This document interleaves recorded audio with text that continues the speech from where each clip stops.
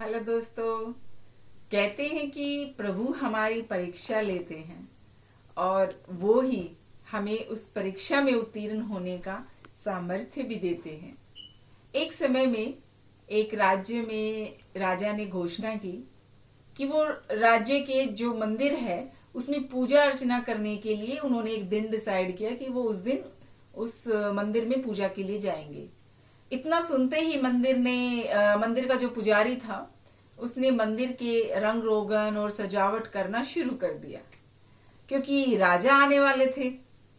इस खर्चे के लिए उसने जो है 6-7 हजार का कर्जा भी उठा लिया और जो डेट डिसाइड की थी उस पर राजा मंदिर में दर्शन पूजा अर्चना के लिए पहुंचे और पूजा अर्चना के बाद आरती की थाली में 4 आने दक्षिणा स्वरूप रखे और अपने महल की तरफ प्रस्थान कर गए। पूजा की थाली में 4 आने देखकर पुजारी बहुत नाराज हुए। उसे लगा कि राजा जब मंदिर में आएंगे तो काफी दक्षिणा मिलेगी, पर 4 आने। बहुत ही दुखी हुआ कि कर्जा जो लिया था वो कैसे चुका पाएगा।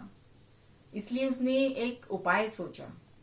गांव भर में ढिंडोरा पिटवा दिया कि राजा की दी हुई वस्तु की वो नीलामी कर रहा है। नीलामी पर उसने अपनी मुट्ठी में 4 आने रखे, पर मुट्ठी बंद रखी और किसी को दिखाई नहीं।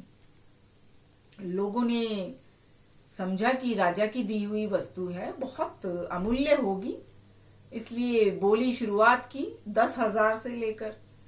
तो 10,000 से बोली बढ़ते बढ़ते 50,000 तक पहुंची और पुजारी ने वो वस्तु फिर भी देने से इनकार कर दिया। ये बात राजा के कानों तक पहुंची। राजा ने अपने सैनिकों से कहा कि पुजारी को बुलवाया जाए और पुजारी से निवेदन किया कि वो मेरी वस्तु को नीलाम ना करे। मैं तुम्हें 50,000 की बजाय 1.25 रुपए देता हूं। और इस प्रकार राजा ने 1.25 रुपए देकर अपनी प्रजा के सामने अपनी इज्जत को बचाया।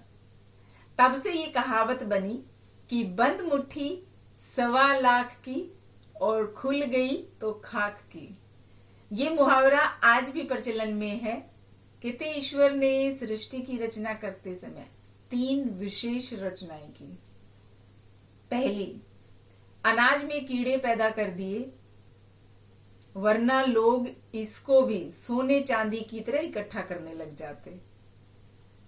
दूसरी चीज, मृत्यु के बाद जो शरीर होता है उसमें दुर्गंध पैदा कर दी, वरना कोई भी अपने जो नियर डियर हैं, जो उनके प्यारे हैं, सगे संबंधी हैं, कोई नहीं जलाता ना दफनाता।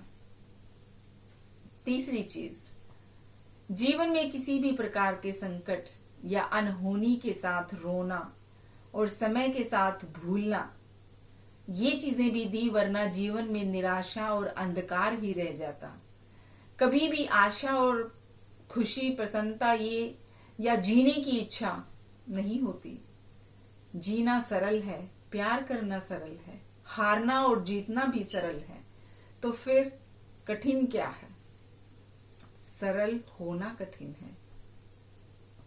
सरल जो हो जाते हैं वो समझो बहुत बड़े संत, महात्मा और फकीर हैं।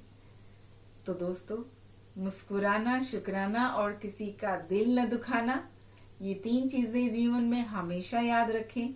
बहुत जल्द फिर से मुलाकात होगी एक नई कहानी के साथ। तब तक के लिए अपना ख्याल रखना।